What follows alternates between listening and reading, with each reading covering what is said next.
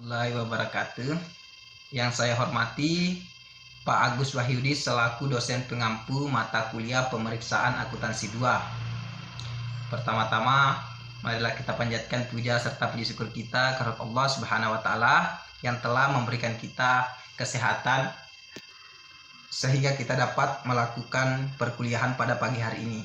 Salawat serta salam tak lupa kita haturkan kepada junjungan besar Nabi Muhammad SAW yang telah membawa kita dari alam kegelapan menuju alam yang terang menerang, seperti yang kita rasakan bersama-sama. Untuk mempersingkat waktu,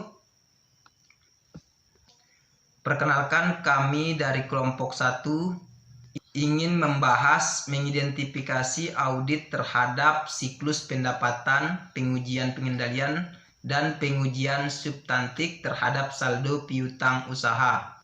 Adapun dari anggota kelompok kami yaitu saya Dr. pembawa materi pertama dan selaku moderator, dan pemateri kedua Saudara Adrian Pengestu, dan pemateri ketiga Saudara Adrian Sulana. Oke, langsung saja ke materi pertama yaitu auditing siklus pendapatan. Yang pertama adalah konsep dasar siklus pendapatan. Siklus pendapatan adalah aktivitas yang terkait dengan pertukaran barang dan jasa dengan pelanggan dan pengumpulan kas dari pendapatan terdiri atas transaksi sebagai berikut. Yang pertama, penjualan kredit. Yang ketiga, penagihan atau penerimaan piutang. Yang ketiga, penyusunan penjualan, diskon, return, dan rapat penjualan dan kerugian piutang. Adapun tujuan dari siklus pendapatan adalah tujuan audit siklus pendapatan adalah untuk memperoleh bukti kompeten yang cukup tentang tiap asersi manajemen yang signifikan dalam laporan keuangan. Pada siklus pendapatan, resiko pengendalian yang muncul umumnya karena tekanan pada manajemen untuk menampilkan performa pendapatan yang lebih baik dari entitas lain. Keinginan yang melebih sajikan atau mendasar sajikan kas, piutang, atau piutang tak tertagih untuk kepentingan likuiditas. Fungsi-fungsi yang terlibat dalam transaksi penjualan kredit adalah bagian penerimaan order pelanggan, persetujuan kredit, pemenuhan order penjualan, pengiriman order penjualan, penagihan pelanggan, dan pencatatan transaksi penjualan. Adapun atau rekening yang terpengaruh pada siklus pendapatan, yang pertama penjualan, yang kedua piutang dagang, yang ketiga harga pokok penjualan dikurangi kas, yang keempat persediaan barang dagang dikurang potongan penjualan, yang kelima return penjualan dikurang kerugian atau biaya-biaya piutang tak tertagih, yang keenam cadangan kerugian piutang. Dokumen dan catatan pada siklus pendapatan, yang pertama order pelanggan, order penjualan, dokumen pengiriman, faktur, invoice, daftar harga, buku pembantu piutang, jurnal penjualan, pernyataan bulanan pelanggan. Adapun resiko bawaan pada siklus pendapatan, yang pertama volume transaksi yang tinggi, yang kedua penentuan waktu pengakuan pendapatan berkaitan dengan standar akuntansi yang ambigu, dilakukan estimasi dan kompleksitas perhitungan. Yang ketiga, piutang dagang mungkin salah diklarifikasikan dalam piutang lancar dan piutang tidak lancar karena ada kesulitan dalam memperkirakan waktu pelunasan. Yang keempat adalah sifat kas paling liquid dan sangat diminati. Yang kelima, adanya potensi terjadi manipulasi dalam transaksi penyesuaian penjualan untuk menutupi korupsi. Penetapan risiko pengendalian ada 5 tahap. Yang pertama, mengidentifikasi salah saji potensi yang dapat terjadi.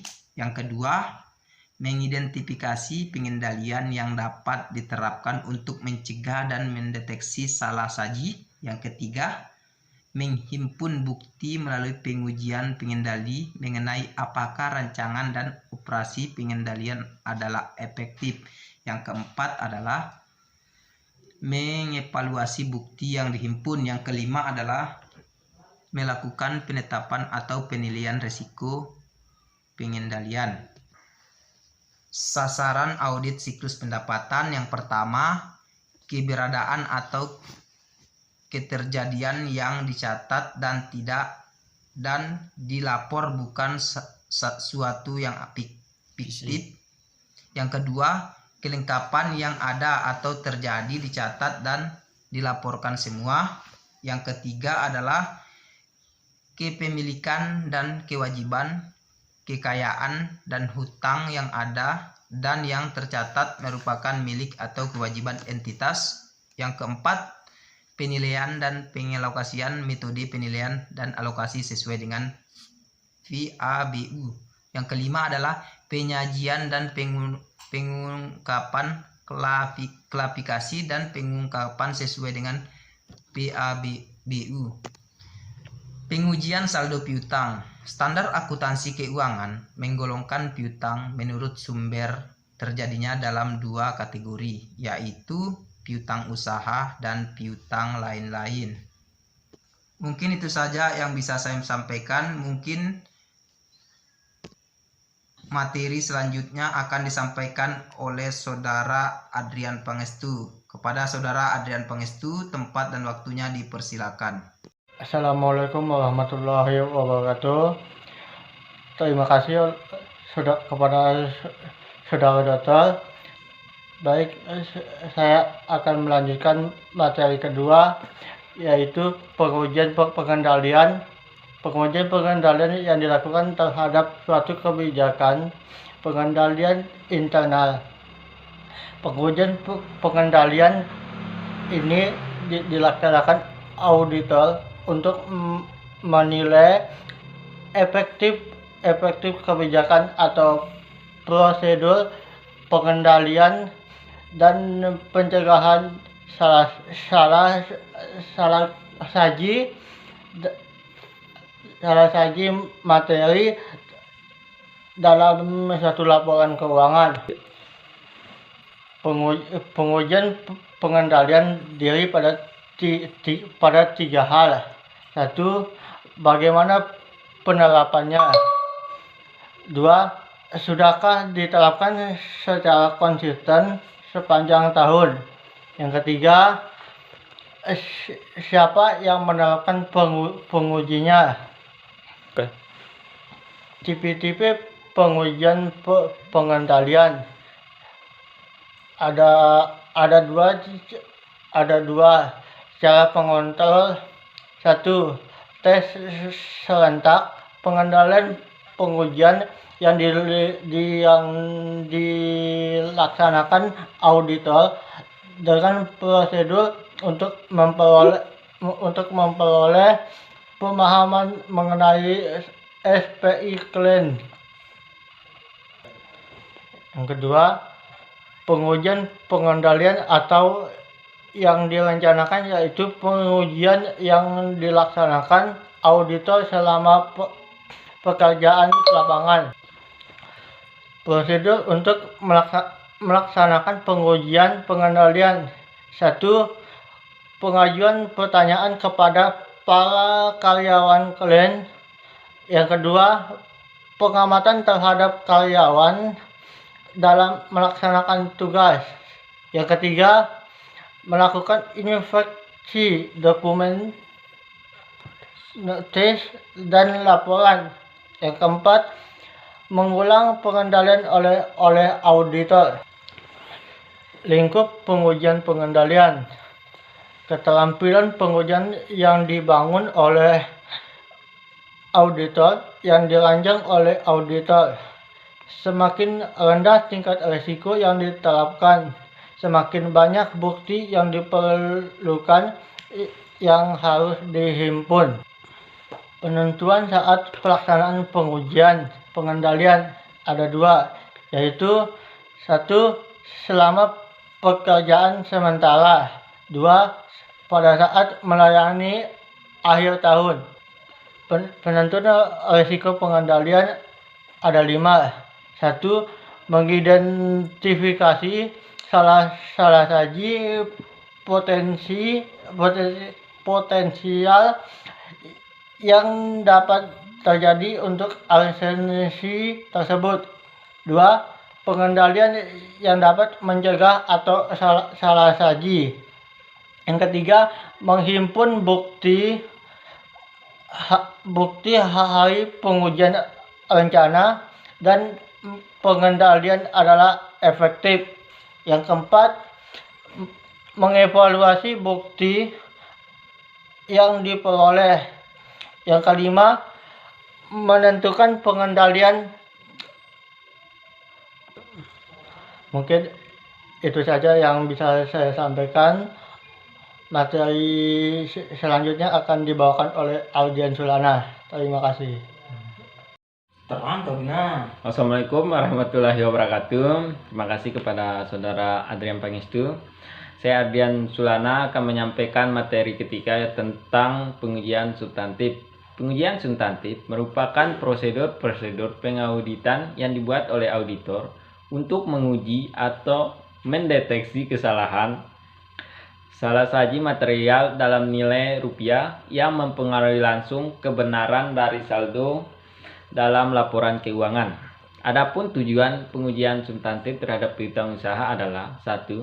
Memperoleh keyakinan tentang keandalan catatan akuntansi yang bersangkutan dengan piutang usaha.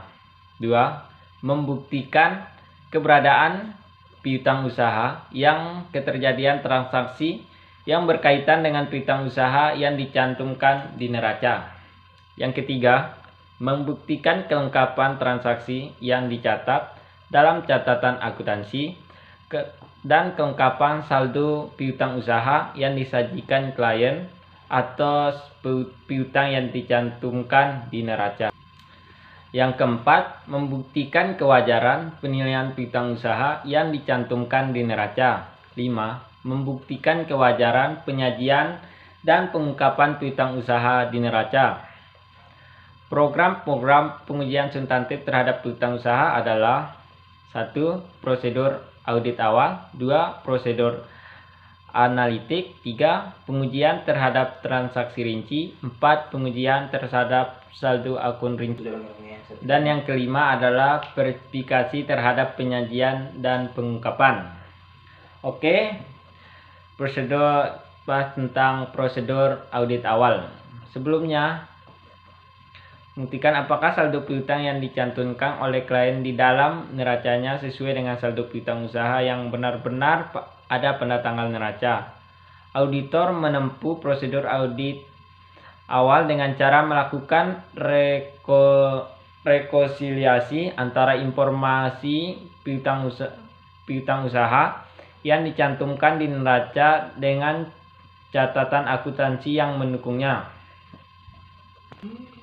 Yang kedua adalah prosedur analitik. Pada tahap awal pengujian substantif terhadap piutang usaha, pengujian analitik dimaksud untuk membantu auditor dalam memahami bisnis klien dan dalam menentukan bidang yang memerlukan audit lebih intensif. Untuk itu, auditor memperhitungkan berbagai rasio seperti yang pertama, 1. Tingkatan perputaran piutang usaha sama dengan pendapatan penjualan bersih ditambah rata piutang saldo. Yang kedua, rasio piutang usaha dengan aktiva lancar sama dengan saldo piutang usaha ditambah aktiva lancar. Yang ketiga, rate of returns of net sales sama dengan laba bersih ditambah pendapatan penjualan bersih. Yang keempat, rasio kerugian piutang usaha dengan pendapatan penjualan bersih sama dengan kerugian piutang usaha plus pendapatan penjualan. Yang kelima, rasio kerugian piutang usaha dengan piutang usaha yang sesungguhnya tidak tertagih sama dengan kerugian piutang usaha ditambah piutang piutang yang usaha sesungguhnya tidak tertagih. Kontrasinya adalah prosedur audit terhadap transaksi rinci.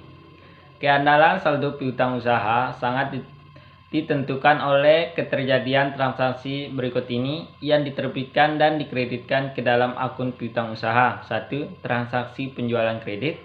2. Transaksi retur penjualan. 3. Transaksi penghapusan piutang usaha. 4. Transaksi penerimaan kas dari piutang usaha. Selanjutnya adalah pengujian terhadap saldo akun rinci. Tujuan pengujian saldo akun piutang usaha rinci adalah untuk memverifikasi 1. Keberadaan atau keterjadian, kelengkapan, hak kepemilikan, dan penilaian. Oke, yang selanjutnya adalah penyajian dan pengungkapan akun dalam laporan keuangan. 1. Prosedur audit terhadap penyajian dan pengungkapan piutang usaha. 2. Periksa klarifikasi piutang ke dalam kelompok aktiva lancar dan aktiva tidak lancar. Yang ketiga, periksa klarifikasi piutang ke dalam kelompok piutang usaha dan piutang non usaha. Tentukan kecukupan pengungkapan dan akuntansi untuk transaksi antar pihak yang memiliki hubungan istimewa, piutang yang digadaikan, piutang yang telah dianjak ke perusahaan anjak piutang. Demikian materi yang bisa saya sampaikan. Terima kasih. Assalamualaikum warahmatullahi wabarakatuh. Terima kasih kepada Saudara Ardian Sulana telah menyampaikan materinya. Mungkin itu saja yang bisa kami sampaikan dari kelompok 1. Mungkin ada teman-teman yang ingin bertanya, dipersilakan.